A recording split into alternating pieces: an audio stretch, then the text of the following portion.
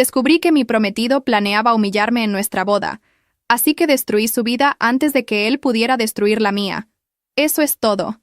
Ese es todo el origen ridículo y desgarrador de todo lo que sucedió. Ella estaba buscando el inicio de sesión de Spotify en su laptop. Él la había dejado en nuestro departamento antes de irse a su despedida de soltero. Y ahí estaba. Una pestaña del navegador que había olvidado cerrar. Un foro del que nunca había oído hablar, lleno de hombres que nunca querría conocer. Y mi futuro esposo justo en medio de todo. Permítanme retroceder. Me llamo Corinne, y hasta hace 46 días pensaba que estaba viviendo la vida que siempre había querido. Comprometida con un hombre con el que había estado durante 4 años, planeando una boda que había consumido la mayor parte de mi tiempo libre y ahorros, rodeada de amigos y familiares que no dejaban de decirme lo afortunada que era. El lugar estaba reservado. Una hermosa finca con jardines que daban a un lago. El vestido estaba colgado en mi armario, $8,000 de seda y esperanza. La luna de miel estaba planeada, la distribución de las mesas finalizada, y yo estaba exactamente a 2 semanas de decir «acepto» a alguien que creía conocer. Mi despedida de soltera se suponía que sería la última gran fiesta. Nada loco. Mis amigas saben que no soy realmente del tipo Las Vegas.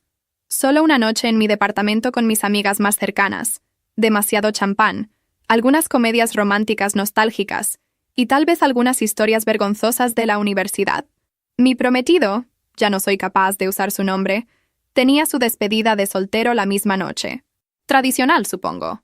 Mala suerte verse antes de la boda y todas esas tonterías supersticiosas que ahora se sienten como la broma más cruel del universo. Alrededor de las 11, mi mejor amiga entró en la recámara buscando la laptop.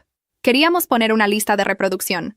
Algo para poner a todos a bailar después de haber visto suficientes películas de Katherine Heigl. Su laptop estaba justo allí en el escritorio donde siempre la dejaba. La costosa que se había comprado la Navidad pasada, a la que siempre estaba pegado durante los días de trabajo desde casa. Ella la abrió para buscar Spotify, y fue entonces cuando vio la pestaña del navegador. Me llamó a la recámara con una voz extraña y estrangulada. Pensé que tal vez había encontrado algo vergonzoso. Fotos viejas, un historial de búsqueda extraño, el tipo de cosas de las que te ríes más tarde con vino. Pero cuando entré, ella simplemente estaba parada allí, con la laptop en la mano, con la cara completamente blanca. Parecía haber visto un fantasma, excepto que los fantasmas no te dan ganas de vomitar. «Siéntate», dijo. Y lo supe. No sabía qué exactamente, pero sabía que algo estaba a punto de romperse. El foro era una de esas madrigueras de masculinidad tóxica, el tipo que comienza con podcasts de superación personal sobre convertirse en un hombre de alto valor y termina con hombres llamando a las mujeres féminas de manera no irónica, intercambiando consejos sobre manipulación y celebrando la crueldad de los demás, como una especie de grupo de apoyo retorcido. Él había sido miembro durante 8 meses. 8 meses de publicar, comentar, recibir coaching de miembros veteranos que trataban la destrucción emocional como un deporte competitivo. ¿Y su proyecto? ¿Su logro supremo que le ganaría respeto y estatus entre estos extraños en Internet? Rechazarme en el altar. Leí todo. Docenas de mensajes detallando exactamente cómo planeaba hacerlo. ¿Qué palabras usar para lograr el máximo impacto? Habían trabajado juntos en su discurso de rechazo. Múltiples borradores, rondas de retroalimentación. Cómo posicionarse para que todos pudieran ver mi cara desmoronarse. Los miembros mayores le habían dado consejos como si estuvieran revisando una propuesta de negocios. Un tipo sugirió que esperara hasta que yo ya hubiera dicho mis votos antes de su rechazo. El contraste hace que golpee más fuerte. Confía en mí, hermano. Otro recomendó que tuviera a alguien filmándolo en secreto para el foro. Un tercero se ofreció a estar en la audiencia para capturar las reacciones de la multitud. Había publicado fotos mías. Fotos que le había enviado en privado. Fotos de nuestra vida juntos. Fotos de vacaciones. Momentos espontáneos que pensé que eran solo nuestros. Todo acompañado de comentarios que me hacían sentir que necesitaba una ducha. Me llamó una inversión que pagaría dividendos en respeto masculino. Describió momentos íntimos que habíamos compartido en términos tan degradantes que tuve que dejar de leer 2 veces solo para respirar. El hilo tenía cientos de respuestas. Ánimos. Consejos. Hombres animándolo como si estuviera entrenando para un maratón en lugar de planear destruir emocionalmente a alguien que lo amaba. «Parece que ella no tiene ni idea», escribió uno. «Objetivo perfecto». Otro. «No puedo esperar a la actualización». Estos rechazos en el altar son legendarios. En la sala podía escuchar a nuestras otras amigas riendo. Alguien acababa de contar un chiste sobre la energía nerviosa del novio. Pocos sabían. El champán fluía. Mi despedida de soltera estaba en pleno apogeo. Y yo estaba sentada en la recámara descubriendo que el hombre que amaba había estado planeando mi destrucción pública durante meses. No recuerdo mucho después de ese descubrimiento inicial. Sé que no grité. Sé que no lloré, todavía no. Solo me senté allí, desplazándome por 8 meses de sus publicaciones, mientras mi mejor amiga sostenía mi mano y la fiesta continuaba sin nosotras. Cada pocos minutos alguien me llamaba. «Corinne, ven a tomar este shot con nosotras». Y mi mejor amiga gritaba que estaba en una llamada importante. Ella mintió por mí durante 3 horas mientras mi vida se desmoronaba en silencio. Las últimas invitadas se fueron alrededor de las 3 de la mañana. El departamento estaba lleno de esos estúpidos popotes en forma de pene que alguien había pensado que eran divertidísimos. Botellas de prosecco medio vacías. Un globo desinflado que decía «Futura novia» en letras brillantes. Yo estaba acurrucada en el piso del baño, habiendo vomitado por segunda vez. Mis uñas de despedida de soltera perfectamente manicuradas, presionando mis palmas lo suficientemente fuerte como para dejar marcas. Mi mejor amiga se sentó a mi lado en el azulejo frío, sin decir nada, solo estando allí. En algún momento hizo té. En algún momento empezó a salir el sol. En algún momento dejé de temblar lo suficiente como para sostener un teléfono. Pasamos el resto de la noche investigando. Yo en mi teléfono, ella en la laptop, juntando 8 meses de migajas digitales. Encontré el podcast que lo había iniciado todo. Algún autoproclamado gurú de la masculinidad con 1 millón de seguidores que hablaba sobre la naturaleza femenina y la hipergamia, como si hubiera descubierto verdades secretas en lugar de simplemente reempaquetar la misoginia para hombres inseguros. Mi prometido había comenzado a escuchar durante su viaje al trabajo, cuando dijo que estaba interesándose en la superación personal.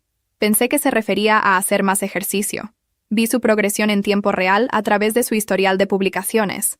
Los primeros comentarios solo estaban de acuerdo con otros, encontrando su lugar en esta nueva comunidad. Luego compartiendo frustraciones sobre la cultura feminista y cómo los hombres estaban perdiendo su lugar en la sociedad. Luego buscando activamente consejos sobre cómo recuperar el poder en su relación. Nuestra relación.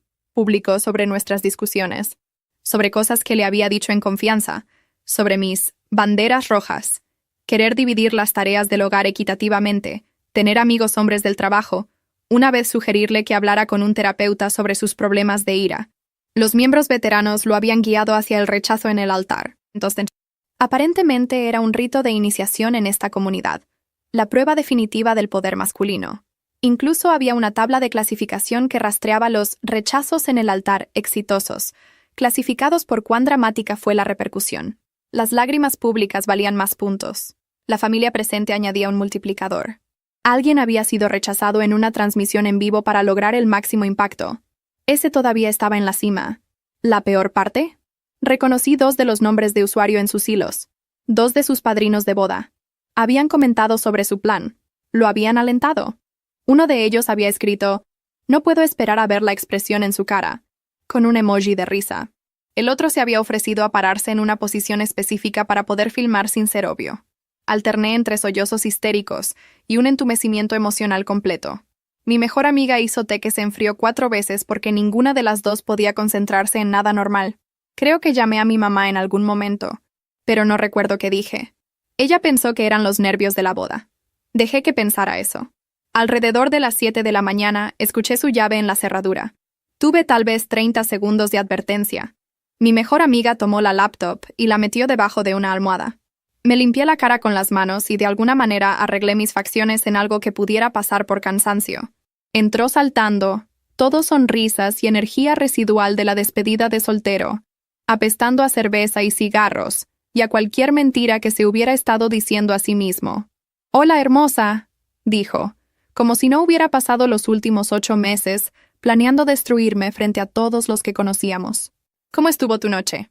Habían acordado no verse antes de la boda, alguna cosa de superstición que ahora se sentía como una ironía cósmica. Me besó la frente, me dijo que me había extrañado, dijo que no podía esperar para casarse conmigo en 2 semanas. 14 días, dijo, levantando las manos. Las 14 días y oficialmente estás atrapada conmigo para siempre. Casi grité la verdad ahí mismo. Casi le mostré la laptop y vi cambiar su cara. Casi le pregunté por qué. ¿Qué había hecho yo para merecer esto?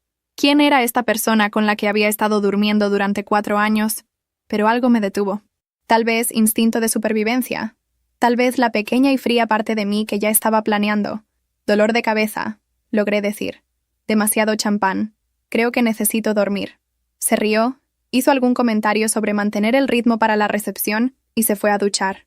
Me quedé parada en nuestra cocina, escuchándolo cantar desafinadamente detrás de la puerta del baño, alguna canción pop sobre el amor eterno, la audacia, y sentí que algo dentro de mí cambiaba de la devastación a la determinación. No iba a dejar que me humillara. Iba a descubrir cómo sobrevivir a esto, y luego iba a asegurarme de que nunca le hiciera esto a nadie más. Pasé la siguiente semana enferma. Migraña, les dije a todos. No podía salir de la cama, no podía mirar pantallas, necesitaba oscuridad y silencio. Mis compañeros de trabajo enviaron flores. Su madre trajo sopa. Mi propia madre se ofreció a volar antes para cuidarme. Todos estaban tan preocupados, tan amables, tan completamente inconscientes de que yo estaba pasando cada momento que pensaban que estaba descansando haciendo llamadas desde debajo de las cobijas y enviando correos electrónicos a las 2 de la mañana. La investigadora privada era cara. $2,200 por una semana de trabajo, lo cual parecía una locura hasta que me di cuenta de que estaba a punto de perder $50,000 en depósitos de boda de todos modos. Fue recomendada por una amiga de una amiga, alguien que había pasado por un mal divorcio y necesitaba pruebas de infidelidad. Mi situación era diferente, expliqué. Ya tenía pruebas. Solo necesitaba saber si había más. Confirmó todo en 3 días. Sin vida oculta, sin familia secreta, sin delitos financieros. Solo un hombre que quería humillar públicamente a su pareja por puntos en Internet. ¿Esto es realmente todo?, preguntó durante nuestra llamada final, como si ella tampoco pudiera creerlo del todo. En su experiencia generalmente había más. Aventuras, deudas ocultas, adicciones secretas. Pero mi prometido era aparentemente singular en su crueldad. Solo quería verme llorar frente a 200 personas y publicar al respecto después. La abogada especializada en daños emocionales fue más útil, aunque sus noticias no fueron excelentes. Su nombre era Rebecca, o mejor dicho, así la llamaré, y trabajaba en una pequeña oficina en un edificio que también albergaba a un dentista y una firma de contabilidad. No es la representación legal glamorosa que se ve en las películas, pero venía muy recomendada por una organización de apoyo a la violencia doméstica a la que había contactado desesperada. Podía demandar, técnicamente, imposición intencional de sufrimiento emocional, pero probarlo sería difícil. Las publicaciones del foro podrían descartarse como fantasía o desahogo o hombres simplemente hablando. A los abogados defensores les encantaban esos argumentos, y cualquier exposición pública podría ser contraproducente. Demandas por difamación, reclamos por invasión de privacidad, por acceder a su laptop sin permiso. El sistema legal, explicó suavemente, no estaba construido para este tipo de traición. No estoy diciendo que no luches, dijo. Estoy diciendo que sepas en qué te estás metiendo. Estos casos son largos, costosos y emocionalmente agotadores. E incluso si ganas, la victoria puede no sentirse como tal. Encontré grupos de apoyo en línea, mujeres que habían sido humilladas públicamente por sus parejas, que habían sobrevivido cosas que no podría haber imaginado antes de esa noche. A una le habían propuesto matrimonio solo para ser rechazada frente a su familia en una cena navideña. Su novio lo había hecho para un canal de bromas de TikTok. A otra, su prometido canceló su boda por mensaje de texto mientras estaba sentada en la silla de maquillaje, con el look de novia completo, y el fotógrafo esperando en el vestíbulo. No ofrecían soluciones, solo historias de supervivencia. La justicia rara vez llega, escribió una de ellas. Pero la supervivencia sí. Eso es lo que tenemos. Sobrevivimos. Y eso es más de lo que esperaban. Documenté todo de todos modos. Capturas de pantalla autenticadas ante notario. Sí, eso existe, y sí, cuesta dinero que no debería haber estado gastando 2 semanas antes de mi boda. Conduje 45 minutos hasta un notario público que se especializaba en evidencia digital. Me senté en su oficina iluminada con luz fluorescente, mientras verificaba las marcas de tiempo y las URL, y pagué $300 por sellos oficiales, en impresiones de mi prometido, describiendo cómo planeaba hacerme llorar. Consultas con 2 abogados diferentes para entender mis opciones desde múltiples ángulos. El segundo era más optimista que Rebecca. Pensaba que podría haber un ángulo de acoso, algo sobre la coordinación entre varias personas, pero su anticipo era de $8,000, Y yo estaba perdiendo dinero a raudales en costos de boda que no podía recuperar. No estaba segura de qué iba a hacer con toda esta documentación, pero quería municiones si las necesitaba. Quería pruebas que no pudieran ser descartadas o explicadas o perdidas en un disco duro convenientemente dañado. Y comencé a hacer planes. En el día 8 después del descubrimiento, hice mi primer movimiento. Apenas había dormido, funcionando con café y adrenalina y una furia fría que se había asentado en algún lugar de mi pecho como una piedra. Le envié un mensaje de texto a uno de los padrinos, el que había escrito sobre querer ver mi cara, y le pedí que nos reuniéramos para tomar un café. Casual. Solo quería ponerme al día antes del gran día. Era el compañero de cuarto de la universidad de mi prometido. Habíamos cenado juntos docenas de veces, celebrado cumpleaños, ido a viajes grupales. Su novia, ahora esposa, había estado en mi lista corta de damas de honor antes de quedar embarazada y mudarse a otro estado. Pensé que éramos amigos. Pensé que le importaba, al menos un poco. Llegó a la cafetería luciendo nervioso, lo cual fue satisfactorio de una manera que no entendí completamente. Pedí un latte e hice una pequeña charla durante exactamente 4 minutos. El tiempo suficiente para que se relajara, para pensar que esto era solo coordinación de la boda, antes de sacar mi teléfono. Lo sé, dije simplemente, y le mostré sus propios comentarios. Ver su rostro pasar por el shock, luego el miedo, luego el cálculo desesperado casi valió todo lo que había pasado. Casi. Sus ojos recorrieron la cafetería como si estuviera buscando una salida. Su mano temblaba mientras dejaba su taza. Durante un largo momento no dijo nada en absoluto. Luego empezaron las excusas. Tartamudeó que pensaba que era solo charla de internet. Dijo que nadie creía realmente nada de eso. Dijo que había intentado disuadir a mi prometido. Lo intentó con tanta fuerza, de verdad, tenía que creerle. Dijo que él mismo había estado pasando por una mala racha y que el foro le había parecido apoyo. Le mostré el hilo donde había llamado al plan épico y sugerido el ángulo de cámara específico para lograr el máximo impacto. Se quedó callado. «Estás fuera de la boda», le dije, mi voz más firme de lo que me sentía. «Les dirás a todos que es un conflicto laboral. No le advertirás. No le dirás nada sobre esta conversación. Y si lo haces...» Hice una pausa. Dejé que el silencio se extendiera. «Enviaré tus comentarios a tu empleador, a tu esposa y a todos en tu lista de amigos de las redes sociales, a tus suegros, a tus padres, a todos». Trató de negociar. Se ofreció a eliminar su cuenta. Se ofreció a disculparse, a explicar, a compensarme de alguna manera. De hecho, comenzó a llorar, lo que habría sido más conmovedor si no hubiera acabado de leer sus sugerencias detalladas sobre cómo capturar mis lágrimas en una película. ¿Nos entendemos?, pregunté. Él entendió. Hice lo mismo con el segundo padrino 2 días después. La misma cafetería, resultados diferentes. Este estaba más enojado al principio. Trató de decirme que estaba exagerando, que había violado la privacidad al leer sus conversaciones privadas, que nada de esto era gran cosa y que estaba haciendo un mundo de la nada. Lo dejé hablar. Luego le mostré la versión archivada del hilo que la investigadora privada había encontrado, la que tenía todos los comentarios que él había eliminado, incluido aquel en el que se había ofrecido a derramar accidentalmente una bebida sobre mí en la recepción para aumentar el caos. Él también lloró, eventualmente. Dijo que estaba pasando por un divorcio, que odiaba a las mujeres, que no lo decía en serio, que había estado deprimido. Tal vez estaba diciendo la verdad sobre algo de eso. Tal vez el foro lo había atrapado en su momento más bajo y torció algo roto en algo cruel. No importaba. Él también estaba fuera. Y para que estemos claros, agregué, si descubro que le has advertido, iré directamente al abogado de divorcio de tu exesposa. Estoy segura de que le encantaría saber lo que has estado diciendo sobre las mujeres en línea durante las negociaciones de custodia. Por supuesto. Uno de ellos se quebró. El nervioso. El compañero de cuarto de la universidad. Debía haberlo sabido. Nunca había sido bueno guardando secretos, incluso en situaciones de bajo riesgo. Le envió un mensaje de texto a mi prometido diciéndole algo sobre que yo estaba actuando raro, preguntando si todo estaba bien entre nosotros, insinuando que tal vez el estrés de la boda me estaba afectando. Mi prometido comenzó a hacer preguntas. ¿Estaba bien? ¿Pasaba algo malo? ¿Quería hablar de algo? Me trajo flores, mis favoritas, las que solo había recordado 2 veces en 4 años, e hizo la cena una noche, rondando ansiosamente mientras yo empujaba la comida por mi plato. Sonreí y dije que eran nervios previos a la boda. Le pasa a todo el mundo. Todos me decían que sus bodas eran estresantes. Mi mamá dijo que mi papá casi canceló su boda 3 veces. Noticia para mí. Su hermana dijo que había tenido una crisis nerviosa la semana antes de la suya. Todos tenían una historia sobre el miedo al compromiso, sobre las dudas, sobre el peso de la eternidad presionando hacia abajo.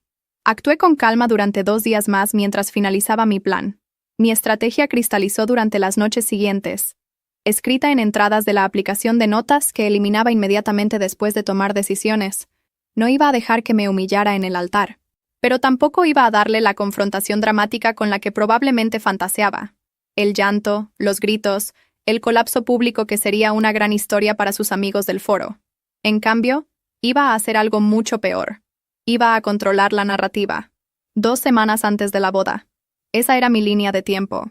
Lo suficientemente largo para cancelar todo correctamente, para dar aviso a los proveedores incluso si no reembolsaban nada, para alertar a los invitados para que no se presentaran en un lugar vacío. Lo suficientemente corto como para que todos los depósitos se hubieran ido de todos modos.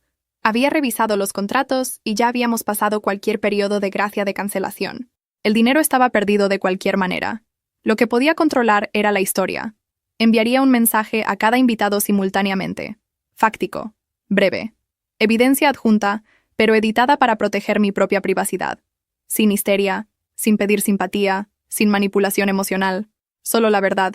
Entregada con calma, antes de que él tuviera la oportunidad de inventar su propia versión de los eventos. Mi abogada aprobó el plan con algunas modificaciones. Editar las capturas de pantalla cuidadosamente. Eliminar cualquier cosa que mostrara mis propios detalles íntimos. Cualquier cosa que pudiera usarse en mi contra más tarde. No incluir ninguna información de identificación sobre el foro que pudiera rastrearse hasta el acceso ilegal de su computadora. Dejar absolutamente claro que esta fue mi decisión, tomada con pleno conocimiento de las consecuencias, no un colapso espontáneo.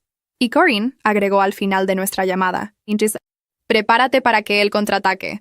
Estos hombres siempre lo hacen. Dirán que estás loca, que inventaste todo, que tú eres la abusadora. Necesitas estar lista para eso. Estaba lista para eso. Estaba lista para todo. Transferí $18,000 de nuestra cuenta conjunta a mi cuenta personal. Exactamente la mitad de lo que habíamos ahorrado juntos. Hice que un abogado confirmara que esto era legal, que tomar el 50% de los fondos conjuntos no era un robo. Retirando mi parte de nuestro fondo para el pago inicial, nuestros ahorros para vacaciones, nuestro colchón de emergencia, dejé exactamente la mitad para él, hasta el último centavo.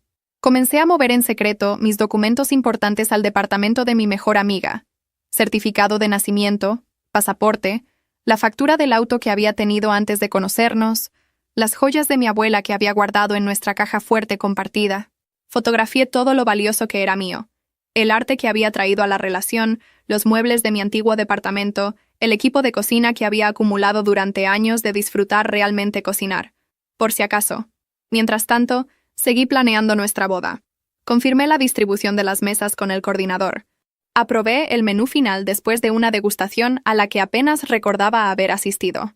Le sonreí a la florista cuando me mostró las muestras de los centros de mesa. Rosas blancas y eucalipto. Clásico y elegante. Flores que nunca vería en las mesas. Cada conversación era una actuación. Cada beso de él una prueba de mis habilidades de actuación. Cada noche acostada junto a él en nuestra cama se sentía como dormir con un extraño, y supongo que en cierto modo lo era. Nunca había conocido a esta persona en absoluto. Los 30 días antes de enviar ese mensaje fueron los más largos de mi vida. Cada mañana me despertaba junto a él y me sentía como una espía en territorio enemigo. Cada movimiento calculado, cada palabra medida. Se daba la vuelta, todavía medio dormido, y me acercaba, y yo tenía que obligarme a no estremecerme. «Buenos días, hermosa», murmuraba en mi cabello. «Te amo». Yo se lo decía de vuelta porque eso es lo que haría mi personaje. La prometida amorosa. La futura novia feliz. Actuación del método para sobrevivir. La despedida de soltera fue particularmente surrealista. Su madre la organizó en un restaurante que habíamos elegido juntos para la fiesta de compromiso, un lugar que ahora se sentía contaminado por el recuerdo. Había invitado a 40 mujeres, colegas y primas y amigas de amigas, todas reunidas para celebrar un matrimonio que ella había ayudado a planear durante más de un año. Dieron discursos. Su madre habló sobre la primera vez que él me había traído a casa, cómo supo de inmediato que yo era la indicada. Su hermana describió cómo él la había llamado después de nuestra tercera cita, mareado, diciendo que finalmente había encontrado a alguien que valía la pena conservar. Habían preparado una presentación de diapositivas de los hitos de nuestra relación, primeras vacaciones, primer departamento, la propuesta en la playa al atardecer. Vi fotos de nosotros pasar por la pantalla y me pregunté cuándo exactamente el hombre en esas fotos había comenzado a planear destruir a la mujer a su lado. ¿Fue antes o después del viaje a Maine? ¿Ya se había unido al foro cuando estábamos buscando departamento juntos? ¿O eso vino después? Las invitadas me entregaron regalos cuidadosamente envueltos. Una olla de hierro fundido, sábanas de algodón egipcio, una licuadora elegante, un juego de batas de baño a juego con señor y señora bordados en la espalda. Para un hogar que nunca compartiríamos. Para una vida que nunca construiríamos. Sonreí y agradecí a todas, y escribí notas cuidadosas para las tarjetas de agradecimiento que sabía que nunca enviaría. Su madre me llevó aparte cerca del final. «Estoy tan feliz de que te unas a nuestra familia», dijo, con los ojos llenos de lágrimas. «Él nunca ha sido tan feliz. Lo has cambiado». La abracé y me pregunté si todavía se sentiría así en 2 semanas.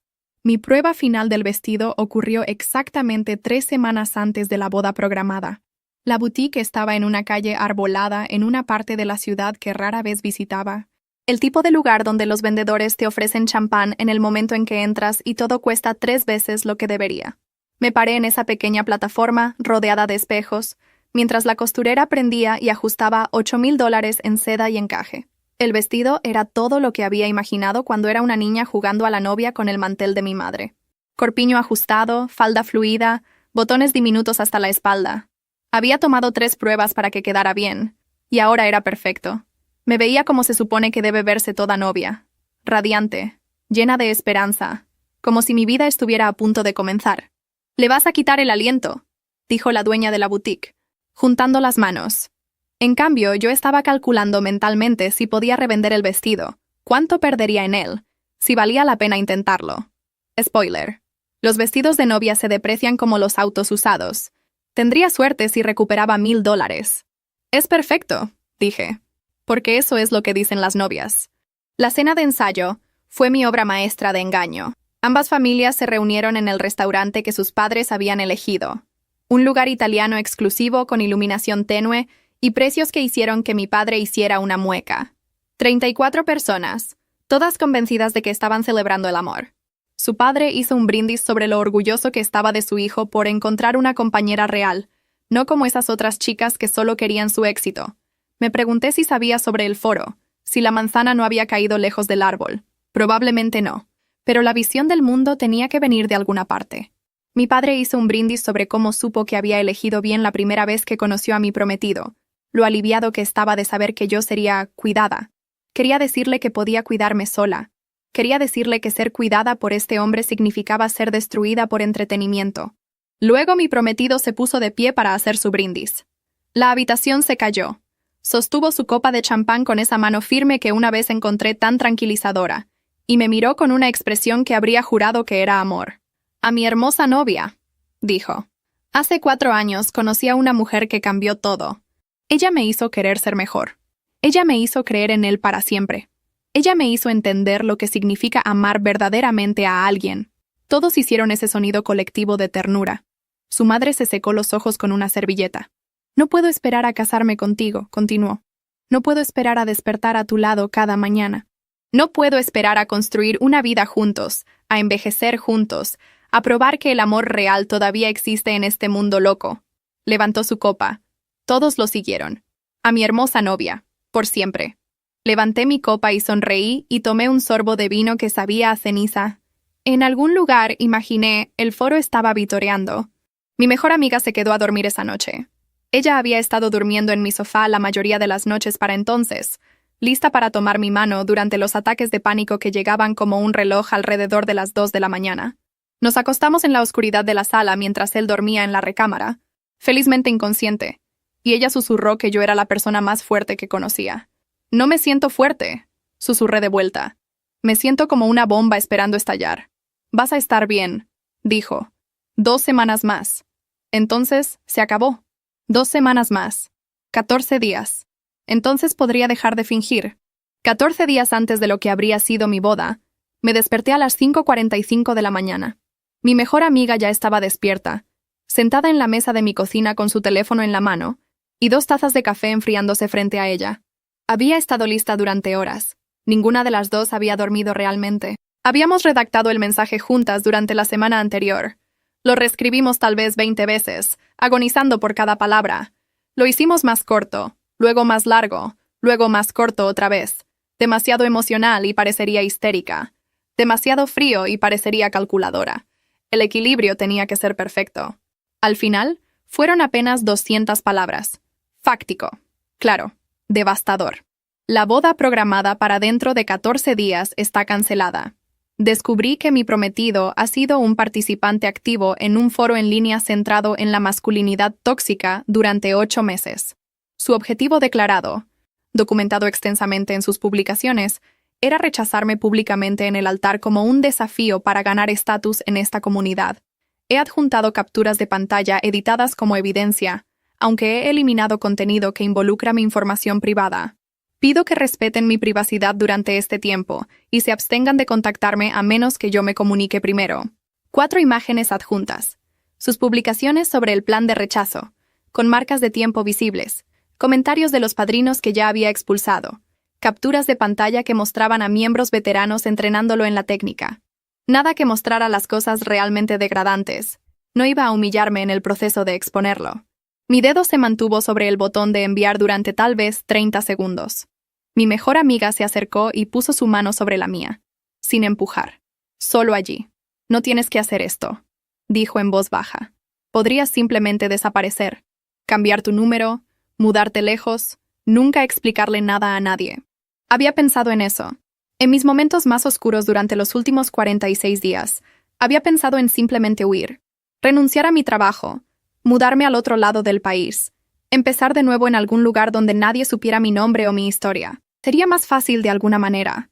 Menos confrontación, menos repercusiones, menos tener que ver a la gente elegir bandos. Pero entonces él ganaría.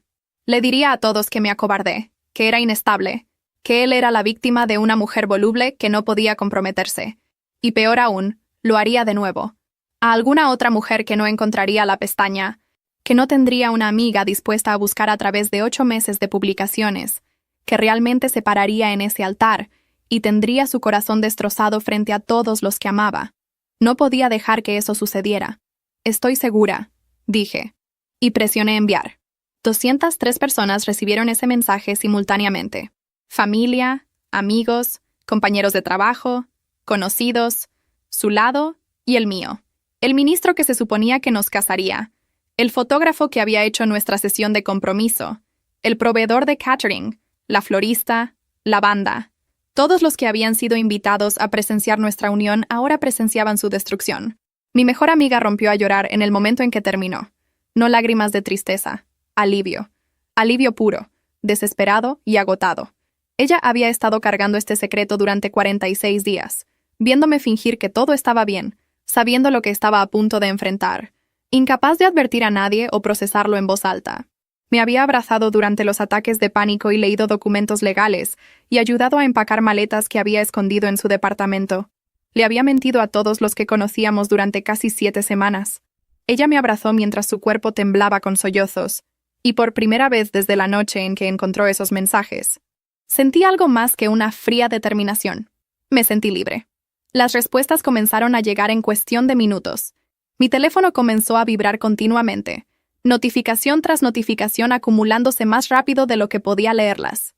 Mi madre llamó primero, llorando tan fuerte que apenas podía entenderla. Una vez que descubrí que eran lágrimas de apoyo, no lágrimas de enojo, comencé a llorar también. «Vuelve a casa», seguía diciendo. «Vuelve a casa ahora mismo. Papá está reservando un vuelo». Mi hermana envió 17 mensajes de texto seguidos, cada uno más furioso que el anterior, todos dirigidos a él. «Lo voy a matar. ¿Dónde vive? Voy a llamar a un abogado. No espera, voy a llamar a su mamá». Mi cuñado envió un simple «Lo siento mucho. Estamos aquí». Mi sobrina, que se suponía que sería la niña de las flores, envió una nota de voz preguntando qué pasó con la boda de Corinne y si todavía podía usar el vestido bonito de todos modos. Ese casi me rompió. Mi papá simplemente escribió: «Estoy orgulloso de ti. Vuelve a casa cuando quieras. Te amamos. Su lado fue diferente. Su madre llamó a las 7:30, con la voz temblorosa con algo entre el dolor y la ira, rogándome que lo hablara antes de destruir la vida de su hijo. Cuando le pregunté si había leído las capturas de pantalla, dijo que sí y que tenía que haber una explicación. Le colgué. Su padre envió un mensaje que aún no he eliminado, llamándome perra loca, que claramente hackeó su computadora, y exigiendo que me retractara de mis mentiras antes de involucrar a abogados. Su hermana me bloqueó en todo sin decir una palabra. Nuestros amigos en común se dividieron casi de inmediato.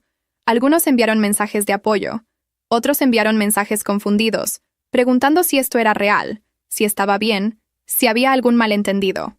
Unos pocos, personas que pensaba que también eran mis amigos, guardaron silencio de maneras que me dijeron todo sobre qué lado habían elegido. Él intentó llamar 47 veces ese primer día. Lo sé porque vi cada notificación aparecer y desaparecer. Dejó mensajes que escuché más tarde, cuando estaba lo suficientemente insensible para manejarlos. La progresión fue fascinante de una manera horrible. Primero confundido. Corinne, ¿qué es esto? ¿Qué está pasando? Llámame. Luego enojado. Esto es una locura. ¿Estás arruinando nuestra boda por una mierda de internet? No tenías derecho a leer esos mensajes. Llámame ahora mismo. Luego suplicante. Bebé, por favor, puedo explicarlo, no es lo que piensas. Por favor, solo habla conmigo. Te amo. Podemos arreglar esto. Luego amenazante. Voy a llamar a un abogado. Me has difamado.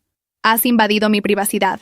¿Crees que puedes simplemente enviar esto a todos y no habrá consecuencias?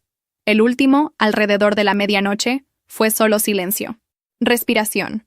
Una larga pausa. Luego un clic. Su contranarrativa se puso en marcha en cuestión de horas. Según su versión, que se extendió a través de amigos en común como la pólvora, yo había irrumpido en su laptop y fabricado evidencia porque tenía miedo al compromiso. Le dijo a la gente que yo era mentalmente inestable y que él había estado tratando de ayudarme durante meses. Dijo que yo había estado actuando extraño últimamente. Al menos esa parte era cierta. Y que él había estado preocupado por mí. Se pintó a sí mismo como una víctima de una mujer paranoica y vengativa que no podía manejar la presión de una boda. Algunas personas le creyeron. La mayoría no. Las capturas de pantalla eran bastante difíciles de explicar. Sus propias palabras, su propio nombre de usuario, marcas de tiempo que coincidían con las fechas en las que habíamos estado juntos.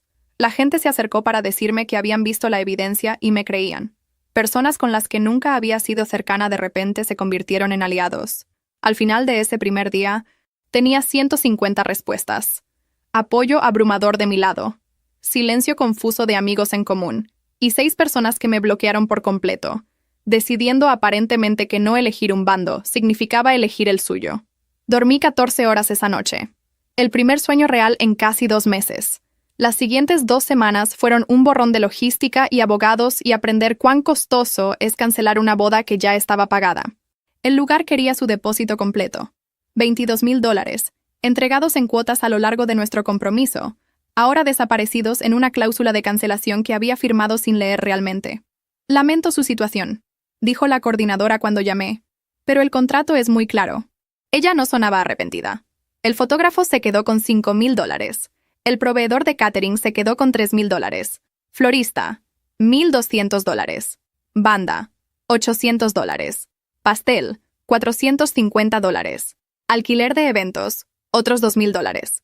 El cuarteto de cuerdas para la ceremonia, $500. La calígrafa que había hecho nuestras invitaciones, $300. Técnicamente podría haber pedido que me devolvieran eso, pero era amiga de una amiga, y las invitaciones ya estaban impresas. Recuento final, $52,000. Ido. Evaporado en depósitos que financiarían el día feliz de otra persona. 3 años de ahorros entre nosotros, reducidos a cláusulas de cancelación, y conversaciones de lo siento, pero los negocios son los negocios. Lloré mirando mis estados de cuenta bancarios. No por él. Ya había pasado el llanto por él. Por mí misma. Por el futuro que pensaba que estaba construyendo. Reducido a líneas de artículos y tarifas de cancelación. Por el pago inicial de una casa que ahora nunca sucedería. Por el revés financiero del que tardaría años en recuperarme. La batalla legal comenzó casi de inmediato. Su familia contrató a un abogado al día siguiente de que saliera mi mensaje. El dinero de su padre, la furia de su madre. Su argumento, descrito en una carta que llegó por correo certificado exactamente una semana después de mi anuncio, era triple. Primero, invasión de la privacidad. Había accedido a su laptop sin permiso, leído sus comunicaciones personales y las había distribuido públicamente. Segundo, difamación. Las capturas de pantalla fueron sacadas de contexto y lo pintaron bajo una luz falsa que dañó su reputación. Tercero, imposición intencional de sufrimiento emocional. Contra él, no contra mí, porque aparentemente exponer el plan de alguien para lastimarte es el verdadero crimen. Mi abogada no se sorprendió. Están tratando de asustarte para que llegues a un acuerdo, dijo Rebeca durante una consulta de emergencia. Hacerte pensar que hiciste algo mal para que aceptes una orden de mordaza y alguna concesión financiera. Esta es la intimidación estándar para estos casos. Pero yo tenía documentación. Tenía capturas de pantalla autenticadas con sellos notariales. Tenía declaraciones de los dos padrinos a los que había confrontado. Ambos se habían desmoronado bajo presión y acordaron proporcionar testimonio escrito sobre lo que habían presenciado a cambio de que yo no los expusiera públicamente. Y tenía el foro en sí, que a pesar de sus intentos de eliminar su cuenta, había sido archivado por alguien que había estado viendo el drama desarrollarse. Aparentemente, los foros de masculinidad tóxica también están sujetos a personas que hacen capturas de pantalla de todo para la posteridad. Las declaraciones fueron brutales. Las comenzamos 2 meses después de mi mensaje, en una sala de conferencias en la oficina de su abogado que olía a café viejo y limpiador de alfombras. Su abogado era bueno, se lo concedo, un hombre de unos 50 años con ojos agudos y una voz que hacía que todo sonara como una pregunta razonable. Pasó 3 horas preguntándome por qué había accedido a la laptop sin permiso, para encontrar una lista de reproducción, como podría hacer cualquier pareja. Si tenía un historial de comportamiento paranoico. Una vez busqué en Google a un ex, así que seguro. Si alguna vez me habían diagnosticado alguna condición de salud mental, ansiedad, que inmediatamente trató de usar en mi contra. Si había fabricado evidencia para evitar una boda que, claramente nunca quise, produje marcas de tiempo notariadas que probaban que no lo había hecho. Lloré una vez, durante una pregunta particularmente mordaz sobre si había invadido su privacidad, porque ya estaba buscando una razón para irme. Mi abogada objetó, pero el daño estaba hecho. Me habían hecho llorar en el registro. ¿La peor parte? Él estaba en la habitación, mirando. No lo había visto desde antes de enviar el mensaje, y ahí estaba, sentado al otro lado de una mesa de conferencias, pareciendo más pequeño de lo que recordaba. No el hombre confiado que había planeado mi destrucción con minucioso detalle. Solo un tipo con un blazer que no me miraba a los ojos. No parecía malvado. Solo parecía cansado. Y triste. Y de alguna manera eso lo hizo peor.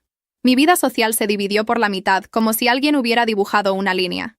De las 12 parejas que conocíamos juntos, amigos de su trabajo, mi trabajo, la universidad, el vecindario, 8 lo eligieron a él o eligieron la neutralidad. Y la neutralidad, en una situación como esta, es elegirlo a él. Dejaron de comunicarse. Me dejaron de seguir en las redes sociales. Dejaron en claro, a través del silencio, que no iban a involucrarse. Las 4 parejas restantes se acercaron con apoyo, pero nuestras amistades nunca se recuperaron del todo. ¿Cómo vas a almorzar con alguien que te vio en tu momento más vulnerable? ¿Cómo vuelves a lo casual después de que te han visto desmoronarte? Perdí 12 libras en esas primeras 2 semanas después del mensaje. No intentándolo, simplemente no podía comer. Mi horario de sueño fue destruido, oscilando entre colapsos de 14 horas y noches en las que no dormía en absoluto. Tuve 2 ataques de pánico en el trabajo, ambos en el baño, ambos presenciados por colegas que fingieron no darse cuenta cuando salí con los ojos rojos y temblando. Casi renuncié a todo. Casi le dije a mi abogada que abandonara el caso. Casi me mudé de estado. Empecé de nuevo en algún lugar donde nadie supiera mi nombre o mi historia. Casi dejé que él ganara por puro agotamiento. Pero mi mejor amiga me disuadió. Él no puede ganar, dijo durante una de nuestras sesiones en el piso de la cocina a las 3 de la mañana. No puede humillarte pública o privada o legalmente. Tú luchas. Así que luché. 2 años y medio. Eso es lo que tomó llegar a una resolución. 791 días de presentaciones legales, declaraciones, mociones y contramociones. 791 días de ver su nombre en mi bandeja de entrada de correo electrónico y sentir que se me caía el estómago. 791 días de preguntarme si hoy sería el día en que finalmente terminara. El caso se prolongó por razones que se sentían tanto burocráticas como personales. Sus abogados solicitaron extensiones, presentaron mociones para desestimar, desafiaron la autenticación de las capturas de pantalla. Mis abogados respondieron, solicitaron documentos, tomaron declaración a los padrinos que finalmente habían aceptado testificar. El descubrimiento tomó 8 meses. La mediación falló 2 veces. Estábamos programados para el juicio 3 veces, solo para que se pospusiera en el último minuto por conflictos de programación. El acuerdo llegó un martes de octubre, 2 años y 7 meses después de que se suponía que sucedería mi boda. Estaba sentada en la oficina de Rebecca, rodeada de cajas de archivos que documentaban cada etapa de esta pesadilla, cuando recibió la llamada. $28,000, un poco más de la mitad de lo que había perdido. Sus abogados habían luchado por menos, mucho menos, insistiendo en que yo había sido la verdadera agresora, que había destruido su vida por charla de vestuario. Pero las publicaciones archivadas del foro habían dificultado su caso. Difícil argumentar que las capturas de pantalla estaban fuera de contexto, cuando todo Internet podía ver el contexto. El entrenamiento, el aliento, la planificación detallada que había entrado en mi humillación. Firmó un acuerdo admitiendo errores de juicio, sin admitir delitos penales. Lenguaje cuidadoso diseñado por abogados para satisfacer técnicamente a todos, mientras que en realidad no satisface a nadie. Obtuve reconocimiento sin una disculpa. Él evitó tener antecedentes penales. Ambos pudimos seguir adelante, teóricamente. Firmé un acuerdo de confidencialidad parcial.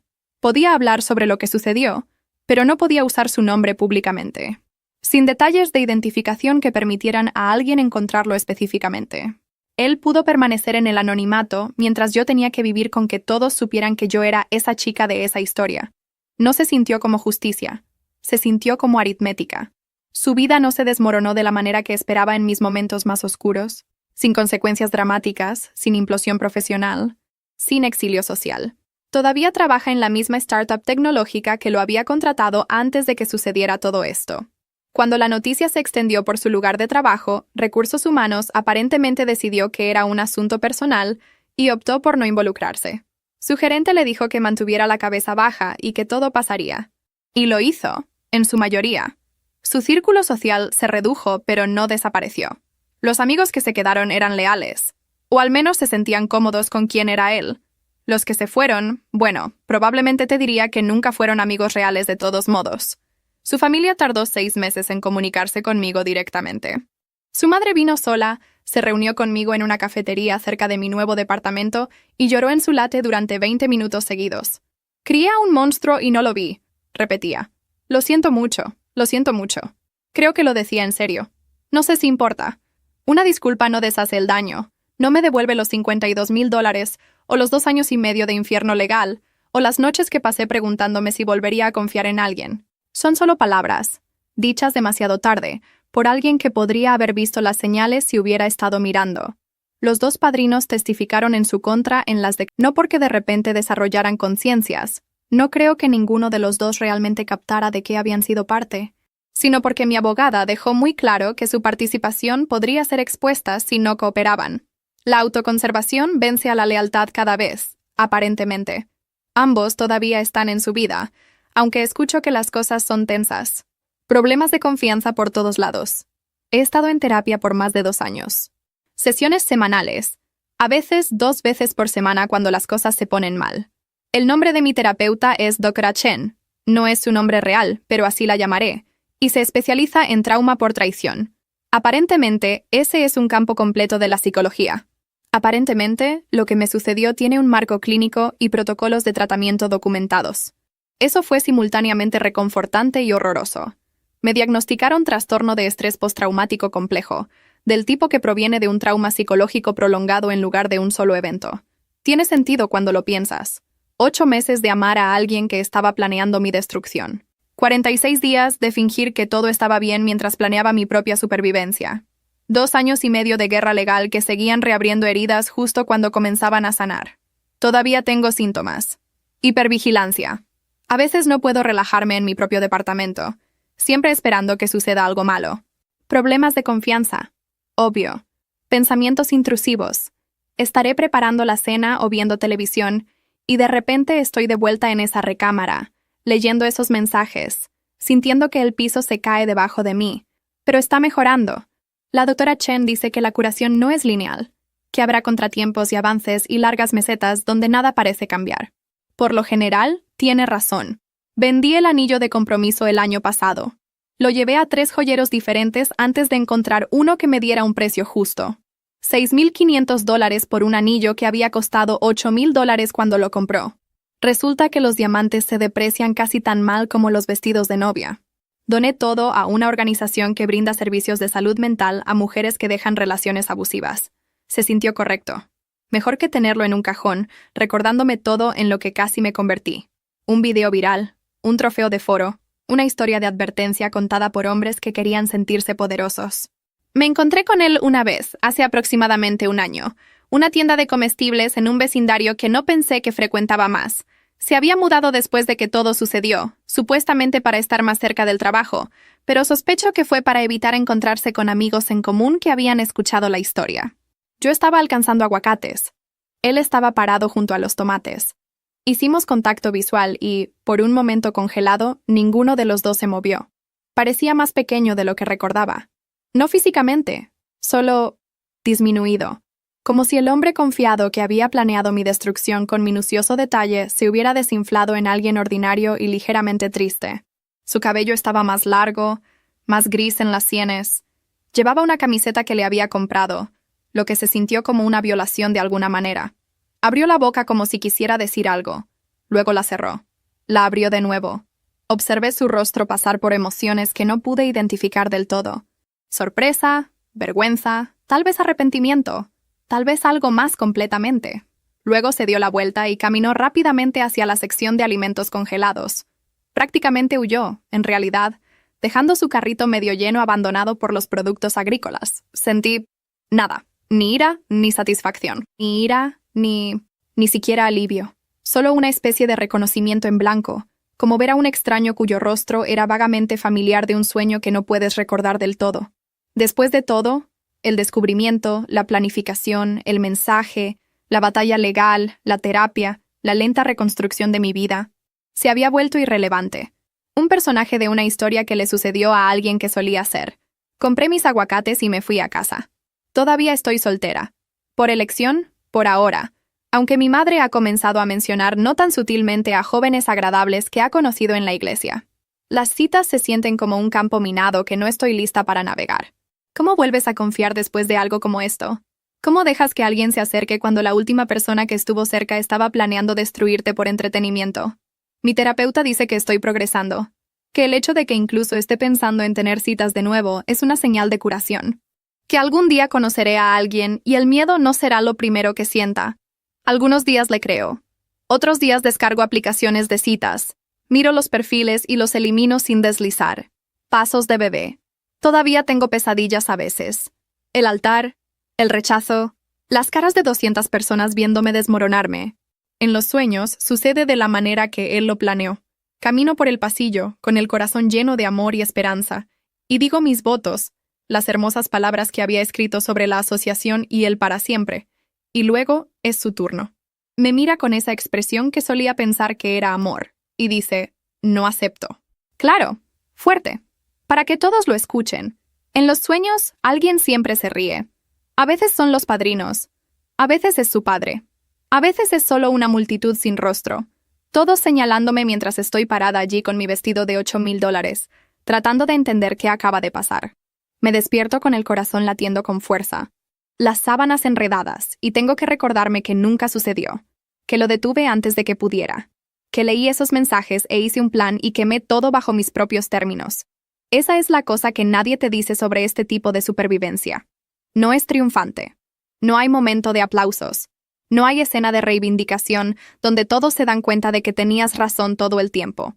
No hay justicia dramática que haga que todo valga la pena. Simplemente, continúas. Te despiertas cada día un poco menos rota que el día anterior, y eventualmente te das cuenta de que estás viviendo una vida que construiste a partir de las ruinas de la que pensabas que tendrías. Mi mejor amiga se casó la primavera pasada. Ceremonia pequeña, recepción íntima, nada como la producción que se suponía que sería nuestra boda. Fui su dama de honor. Pararse en un altar de nuevo se sintió como algo que tenía que hacer, como terapia de exposición para el trauma relacionado con la boda. Su esposo es maravilloso, amable, genuino, el tipo de persona que la mira como si ella hubiera inventado la luz del sol. Cuando intercambiaron votos, él lloró. Cuando ella dijo, acepto, su voz era firme y segura. Cuando se besaron, todos vitorearon, y por una vez la celebración se sintió real. Lloré en su boda. No lágrimas tristes, ni siquiera lágrimas felices exactamente. Solo lágrimas.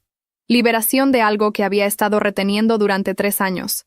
Prueba de que el amor puede ser real, de que algunas personas lo dicen en serio cuando dicen para siempre, de que lo que me pasó no fue un reflejo de lo que es posible en el mundo. Después de la recepción, nos sentamos afuera del lugar con nuestros vestidos elegantes, compartiendo una botella de champán que ella había robado de los proveedores de catering. Gracias, dijo, por todo, por estar aquí. ¿Dónde más estaría? Ella apretó mi mano. Sé que fue difícil, estar en una boda de nuevo. Ver todo eso. Lo fue, admití. Pero también fue, no sé, ¿esperanzador? Verte feliz me hace creer que todavía es posible. Es posible, dijo con firmeza. Para ti también, cuando estés lista. Cuando esté lista. No sé cuándo será eso. Tal vez el próximo año, tal vez nunca, tal vez me sorprenda a mí misma mañana. El futuro se siente abierto de una manera que no lo hacía antes. No planeado y controlado, sino genuinamente incierto en formas tanto aterradoras como emocionantes. Así que ahí es donde estoy ahora. Casi 3 años desde el día en que mi vida explotó. Financieramente recuperada, en su mayoría. Nunca recuperaré esos años de ahorros, pero he reconstruido lo suficiente para sentirme segura. Emocionalmente marcada, definitivamente. Las facturas de la terapia son casi tan malas como los depósitos de la boda. Aplicaciones de citas descargadas y eliminadas al menos 4 veces. Una terapeuta que conoce mi historia mejor que nadie. Y una mejor amiga que me salvó la vida porque necesitaba una lista de reproducción. No sé si alguna vez volveré a confiar completamente. No sé si quiero. Pero sí sé esto. No soy un trofeo de foro. No soy un video viral. No soy la mujer rota llorando en un altar mientras extraños se ríen. Soy la mujer que se enteró, hizo un plan y quemó todo bajo sus propios términos. Soy la mujer que documentó todo, confrontó a todos y se negó a ser una víctima incluso, cuando el victimismo hubiera sido más fácil. Soy la mujer que pasó 2 años y medio luchando por el reconocimiento y ganó, incluso si la victoria fue imperfecta. Y honestamente, eso va a tener que ser suficiente. Algunas noches, cuando llega el insomnio y estoy acostada en mi departamento tranquilo con demasiados pensamientos, pienso en qué habría pasado si mi mejor amiga no hubiera necesitado esa lista de reproducción. Si hubiera usado su propio teléfono, si la pestaña no hubiera estado abierta, si me hubiera ido a la cama temprano en lugar de unirme a la fiesta. Habría caminado por ese pasillo 2 semanas después. Habría dicho mis votos con todo mi corazón, y él me habría destruido frente a todos los que amaba mientras extraños en internet vitoreaban. En cambio, lo destruí primero. O al menos, destruí su plan. Le quité su momento de poder y lo reemplacé con responsabilidad. Elegí mi propio dolor en lugar del dolor que él había diseñado para mí. Eso no es nada. En un mundo que no promete justicia, en un sistema legal que apenas reconoce este tipo de crueldad, en una sociedad que todavía pregunta a las mujeres qué hicieron para merecerlo, sobreviví. Luché. Gané. En cualquier forma imperfecta en que ganar sea posible cuando has sido traicionada por alguien en quien confiaste todo tu futuro. El vestido de novia todavía está en mi armario. No pude venderlo. No podía soportar la idea de que alguien más lo usara. No podía soportar explicar por qué nunca se había usado. Cuelga en una bolsa de ropa en la parte de atrás, detrás de abrigos de invierno y viejos blazers que nunca volveré a usar. A veces olvido que está ahí. A veces recuerdo, y el dolor golpea fresco. Pero en su mayoría he hecho las paces con él. El vestido, como el anillo, como la relación, es evidencia de una vida que pensé que estaba construyendo. Resultó no ser real.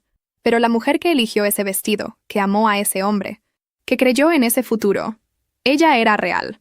Ella merecía algo mejor de lo que obtuvo. ¿Y la mujer que soy ahora? Ella también es real.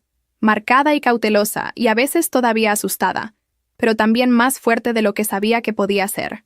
Todavía aquí, todavía luchando, todavía negándose a dejar que nadie más escriba su historia. Ese es el final que tengo. No el que planeé, no el que quería, sino el que hice para mí misma cuando todo lo demás se vino abajo. Y tal vez, algún día, obtenga uno mejor. Mi terapeuta me preguntó recientemente qué le diría si tuviera la oportunidad. Si apareciera en mi puerta mañana, ¿qué palabras usaría? Lo pensé durante mucho tiempo. En los primeros días, justo después del descubrimiento, tenía fantasías sobre la confrontación, gritarle, exigir explicaciones, hacerle sentir aunque fuera una fracción de lo que me había hecho sentir. Había ensayado discursos en mi cabeza, monólogos elocuentes y devastadores sobre la traición y la crueldad y la muerte de la confianza. Pero ahora, después de todo, no creo que dijera nada en absoluto. ¿Qué palabras podrían importar posiblemente? ¿Qué explicación podría deshacer lo que planeó? Él sabe lo que hizo, sabe lo que me costó, y cualquier cosa que pudiera decir, cualquier rabia o dolor o demanda de responsabilidad, simplemente le daría lo que originalmente quería. Una reacción, una exhibición emocional. Contenido. No. Si apareciera en mi puerta, la cerraría. En silencio. Sin drama ni fanfarria, ni la satisfacción de una última palabra. Esa es mi victoria ahora. No venganza, no reivindicación, ni siquiera perdón. Simplemente indiferencia. El reconocimiento de que no merece más de mi energía. Mis pensamientos, mi tiempo. Ya ha tenido demasiado. Tengo 31 años. Se suponía que estaría celebrando mi tercer aniversario de bodas este verano. En cambio, probablemente estaré en un brunch con los amigos que he hecho desde entonces. Personas que conocen la historia pero no me definen por ella. Que me ven como una persona completa en lugar de solo una historia de advertencia. He empezado a cocinar de nuevo. Nada elegante, solo las recetas que solía amar antes de que todo se complicara. Hay algo curativo en picar verduras y revolver salsas, en crear algo nutritivo a partir de ingredientes crudos. Mi abuela lo aprobaría. He empezado a correr. No maratones ni nada impresionante, solo trotes temprano en la mañana por mi vecindario, viendo despertar a la ciudad. Comenzó como una forma de agotarme para dormir, pero ahora realmente lo disfruto. El ritmo de mis pies, el fortalecimiento gradual de mis pulmones, la forma en que los problemas parecen más pequeños cuando te estás moviendo. Adopté un gato. Se llama Henry, es naranja y muy crítico, y ocupa aproximadamente el 70% de mi cama, a pesar de ser un animal que pesa 9 libras. Tener otro latido del corazón en mi departamento ha ayudado más de lo que esperaba. Alguien a quien llegar a casa, incluso si ese alguien me ignora principalmente a favor de los rayos de sol y las croquetas. Estas son cosas pequeñas, lo sé. No la transformación dramática que hace una buena narración.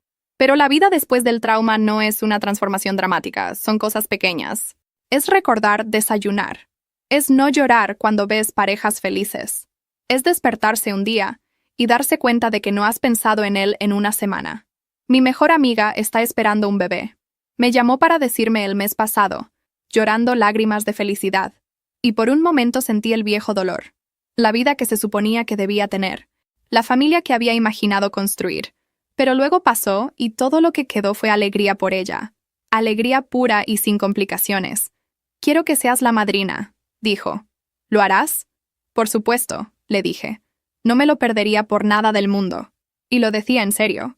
Pase lo que pase después en mi vida. Ya sea que me enamore de nuevo o me quede soltera para siempre, ya sea que tenga hijos propios o me convierta en la tía más involucrada del mundo, estaré allí para su hijo, para la familia que está construyendo, para la prueba de que las cosas buenas todavía le suceden a la gente buena. Eso es suficiente por ahora. Eso es más de lo que pensé que tendría, en esos días oscuros después del descubrimiento. Así que aquí estoy, todavía de pie, todavía sanando. Todavía descubriendo quién soy sin la sombra de casi ser destruida. Me llamo Corinne, sobreviví a algo terrible, y mañana voy a despertar y vivir otro día en la vida que elegí para mí misma. Esa es mi historia, la real, no la que él planeó contar.